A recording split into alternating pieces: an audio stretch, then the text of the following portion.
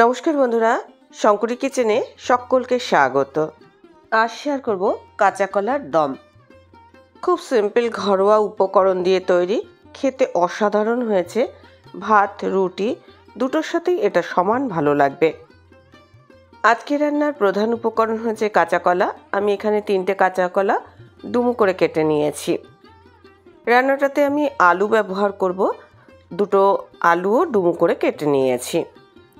কাঁচা কলাটা কেটে আমি 2-3 বার হলুদ জলে ভালো করে ধুয়ে নিয়েছি। কড়াইয়ে সর্ষের তেল গরম করতে দিয়েছি। তার মধ্যে সবার আগে কাঁচা কলাটাকে আমি ভেজে অন্য একটা পাত্রে তুলে রাখবো। আজকের রেসিপিটা দেখার পর আপনাদের যদি ভালো লাগে তাহলে অবশ্যই একটা লাইক, শেয়ার ও কমেন্ট করবেন। বেল আইকন সমেত আমার চ্যানেলটা সাবস্ক্রাইব করে আমার পাশে থাকবেন। বেল আইকনটা ক্লিক করা থাকলে আমার যে কোনো রেসিপি বা আমি যাই আপলোড করি না কেন সবার আগে নোটিফিকেশন আপনার কাছেই পৌঁছে যাবে। কাঁচা কলাটা আমি মিডিয়াম টু হাই ফ্লেমে ভেজে নিচ্ছি, আর কাঁচা কলাগুলো ভাজতে ভাজতে সেদ্ধই হয়ে যাবে, কারণ কাঁচা কলা সেদ্ধ হতে বেশিক্ষণ সময় নেয় না। কাঁচা কলাটা যখন আপনারা ধোবেন খুব ভালো করে হলুদ জলে ধোবেন, তাহলে দেখবেন তরকারির কালারটা কালচে হবে না। কাঁচা কলাগুলো এখন ভাজা হয়ে গেছে, অন্য পাত্রে তুলে রেখে দিচ্ছি। কাঁচা কলা ভাজার পর যে তেলটা পড়েছিল তার মধ্যে ডুমো করে কেটে রাখা আলুটা আমি ভেজে নিচ্ছি। আজকের রান্নাটা আমি সম্পূর্ণ নিরামিষভাবে তৈরি করেছি। এতে কিন্তু কোনো পেঁয়াজ রসুনের ব্যবহার নেই। কাঁচা কলা খেতে অনেকেই অপছন্দ করেন, কিন্তু এইভাবে কাঁচা কলার তরকারি করে খেলে আপনার খেতে ভালো লাগবেই। আলুটা 2-4 মিনিট মাঝারি আঁচে ভেজে নিয়ে এবার আমি স্বাদ মতো নুন দিলাম, দিয়ে দিলাম 1 চা চামচ হলুদ গুঁড়ো। নুন আর হলুদ গুঁড়ো দিয়েও আমি কয়েক সেকেন্ড নাড়াচাড়া করে নেব।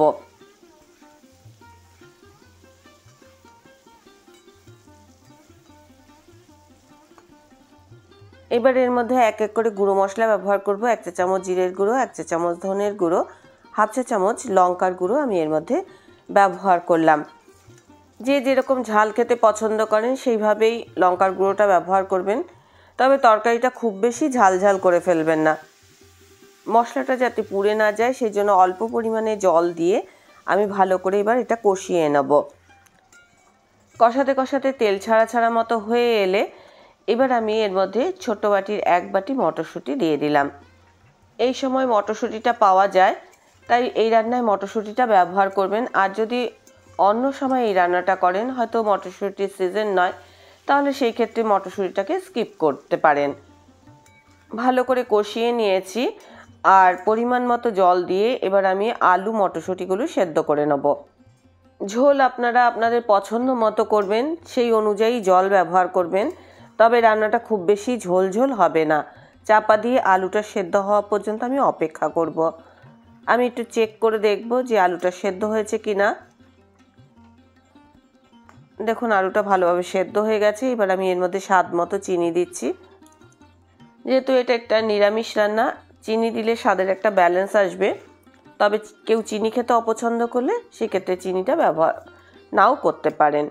এবার আমি এর মধ্যে ভেজে রাখা কাঁচা কলাটা দিয়ে দিলাম।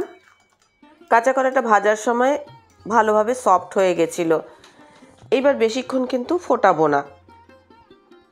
ফোড়নের জন্য আমি নিয়েছি 1 চা চামচ ঘি, সঙ্গে একটা তেজপাতা, আর দিয়ে দিচ্ছি 1 চিমটি 5 ফোড়ন। তেজপাতা আর 5 ফোড়নটা আমি ঘিয়ের মধ্যে ভালো করে নাড়াচাড়া করে নিচ্ছি। এবার আমি তরকারির মধ্যে ফোড়নটা ঢেলে দিলাম আর ভালো করে মিশিয়ে নিলাম। ওপর থেকে খুব অল্প পরিমাণে গরম মশলার গুঁড়ো দিয়ে ভালো করে মিশিয়ে নেব, আর চাপা দিয়ে 2-4 মিনিট স্ট্যান্ডিং টাইম দেব। শেষে ফোড়নের গন্ধটা খুব ভালোভাবে পাওয়া যাবে, মটরশুঁটির একটা স্বাদ আছে। ভাত কিংবা রুটির সাথে এটা সার্ভ করতে পারেন। রেসিপিটা দেখে ভালো লাগলে অবশ্যই একটা লাইক দেবেন, প্রচুর প্রচুর শেয়ার করবেন। আমার চ্যানেলটা ভালো লাগলে অবশ্যই সাবস্ক্রাইব করে নেবেন।